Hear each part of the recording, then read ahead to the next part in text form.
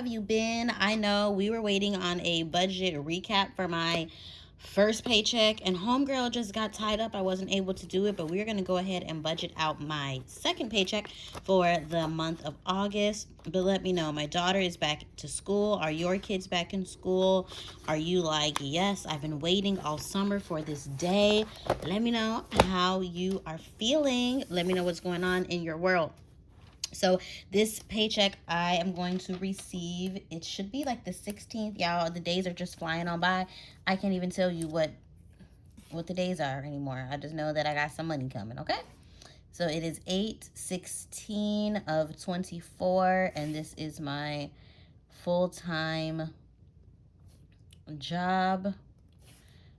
And I'm gonna budget $1,400 because homegirl did get a promotion. I don't know when that will be on my check. I don't know if they're gonna backdate it. I don't know, but I don't want to over budget my expenses and then homegirl can't do what she needs to do. Okay, so we are going to go ahead and get into my fixed expenses. So these are the expenses that always stay the same from month to month. They do not change like a credit card payment would. So we are going to go ahead and go back to our monthly calendar and see what bills that we have here that are fixed expenses. I'm going to zoom you guys out so you can see it. There we go. So we have on the 16th, so we have Capital One, which is a credit card, ComEd, State Farm, Amazon, Nicor, Discover. So it looks like a lot of these are variable expenses. So what I'm going to do is I'm going to list out the ones that I know that I have to make sure I have in my budget. So I'm going to start with my tithe, and my tithe is 10% of my income. So that will be $140. We also have my mortgage. It is not included on this paycheck, but I do break it up between my paychecks because I am low income. I want to make sure that my mortgage is taken care of, and that's going to be $500. And this is going towards the month of September.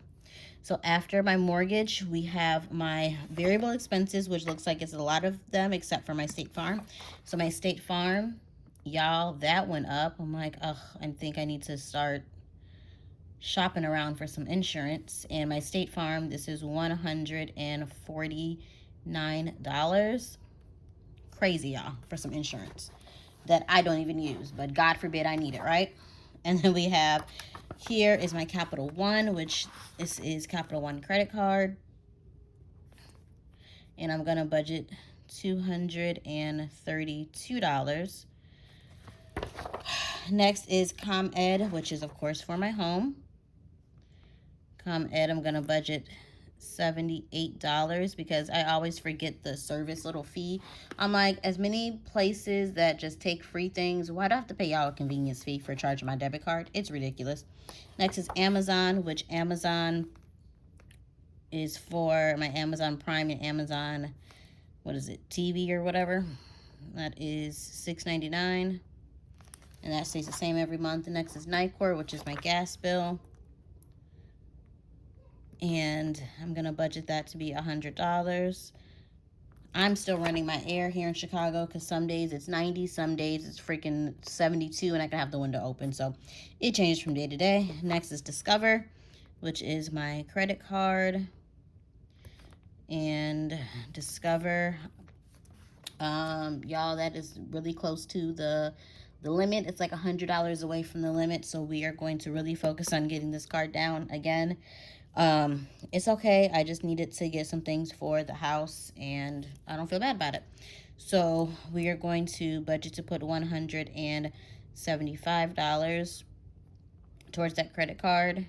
It's only about, how much do I charge? Maybe almost $400-ish. So I'm just gonna do what we need to do. And then the next paycheck we receive is on the 30th, and that's gonna go towards bills that are in the month of September. So we have went ahead and laid out all of our bills from our budget by paycheck method. Again, I budget from the day that I get paid through the day before I receive my next paycheck. So that's from the 16th to the 29th. So we're gonna go ahead and tally up our budgeted expenses for our fixed expenses and variable, see what we have left to put into our cash envelopes, sinking funds, and savings challenges. If you've noticed, I have not done a cash stuffing. I have not been doing cash envelopes. I've been doing cashless spending, and I have been liking it. I just don't know if I want to include it in my budget like quite yet as being 100% cashless, because homegirl still has issues with just swiping her card. So we will see, but we're going to go ahead and calculate and see what we got. All right, so we went ahead and tallied up our fixed expenses. So our fixed expenses total $795.99. I know y'all saw I did it twice because homegirl always makes a mistake, and I just wanted to make sure that it was right. So after we go ahead and take care of our fixed expenses, our remaining balance is $604.01. So now we're going to go ahead and go over to our variable expenses and see what we have remaining to put into our categories. All right, now it's getting a little tight, y'all. So for our variable expenses is $585 subtracted by our remaining balance of $604. So that leaves us with $19.01. And we can't do too much with that $19.01. So what I'm actually going to do is put it in my buffer for my checking account, and if I need to use my credit card for expenses, then I will, because I don't have too much that I can put towards anything, even if I use my cash envelopes. And I'm not ashamed to say that. This is the reason I budget, because even though I do use my credit cards, I do pay them off. I do like to make sure that they're paid off. I'm fine with using them. I just want to make sure that I am being responsible enough with them. I don't mind using a credit card. I'm not gonna lie. So we're going to go ahead and put this $19.01 towards my buffer. Again, we don't know how much these bills are going to be until they come in, with the exception of the fixed ones.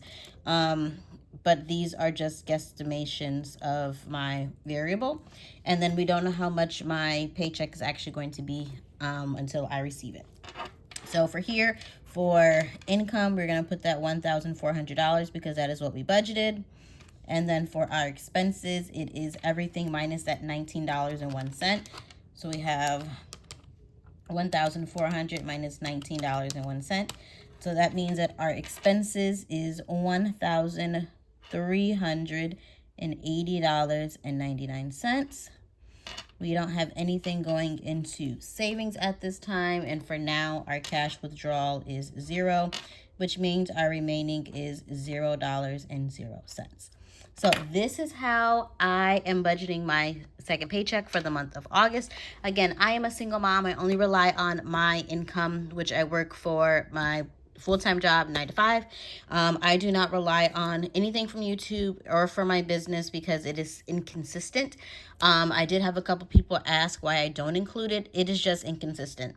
If you don't purchase anything for me, then I don't have any income to add in. If you don't watch a YouTube video, or for whatever reason I don't post a video, then it's not a guarantee that I'm going to receive anything. So that is the reason why I don't rely on my business income or YouTube or anything like that, because it is so uncertain. If I get it, then awesome, I'm going to pour back into my business. If I don't get it, great.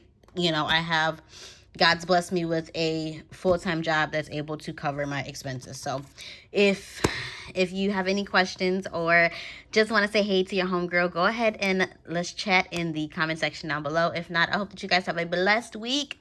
Thank you for watching. I hope you have a great day. Love you. To me back. Be blessed. Bye.